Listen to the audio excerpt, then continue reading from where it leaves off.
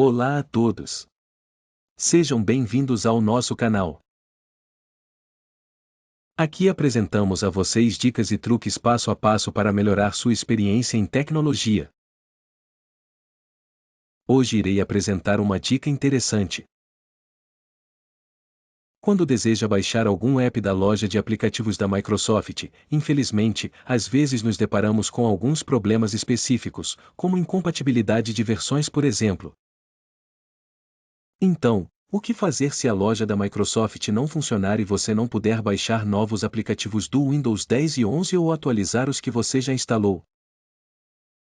Felizmente para você, há uma forma alternativa de baixar apps da loja de aplicativos Microsoft sem a loja oficial e no tutorial de hoje, mostraremos como fazer isso.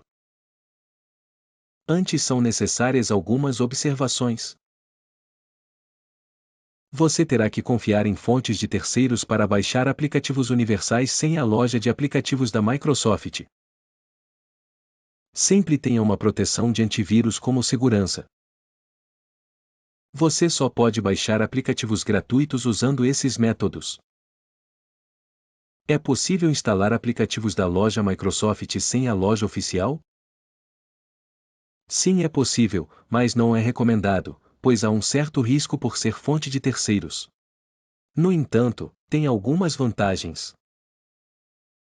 Primeiro, você pode instalar aplicativos que não estão mais disponíveis na loja oficial. Segundo, você pode instalar aplicativos que não são compatíveis com seu dispositivo, como por exemplo 32 ou 64 bits. Vamos aos procedimentos. Antes de tudo, sugiro configurar seu Windows para deixar a extensão dos arquivos sempre visíveis. Isso irá facilitar. Vamos às instruções. No campo de busca digite mostrar extensão de arquivos e depois deixe ativada a opção exibir extensões de arquivos. No primeiro passo acesse pela web a loja de aplicativos da Microsoft. Irei deixar o link na descrição. Copie então o endereço completo que mostra na URL. Agora abra também um outro site cujo endereço aparece na tela. Deixarei também na descrição.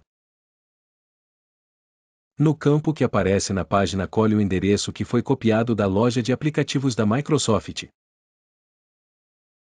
Clique ao lado e iniciará uma busca da aplicação desejada. Note que em alguns casos haverão várias versões da aplicação, então procurem sempre pela última que tenha compatibilidade com seu sistema operacional de 32 ou 64 bits. Procure por links que possuam a extensão do arquivo como appx, porém poderá ocorrer de em alguns casos ao baixar o arquivo não possuir extensão.